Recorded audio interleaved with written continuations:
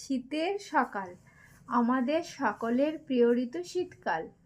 পৌষ ও মাঘ এই 2 মাস নিয়ে হয় শীতকাল। শীতের সকালে চারিদিক ঘন কুয়াশায় ঢাকা থাকে।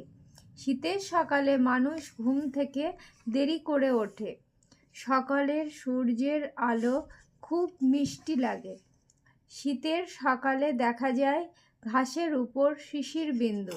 শীতের সকালে খেজুরের রস দিয়ে তৈরি হয় হরেক রকমের পিঠেপুলি। চন্দ্রমল্লিকা, ডালিয়া, গাঁদা ফুল শীতকালকে নতুন সাজে সাজিয়ে দেয়। যখন খুব বেশি শীত পড়ে তখন মানুষ আগুন জ্বালিয়ে শীত নিবারণ করে।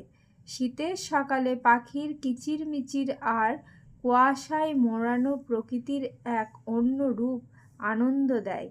সব মিলিয়ে শীতের সকাল অতি মনোরম এবং সৌন্দর্যময়।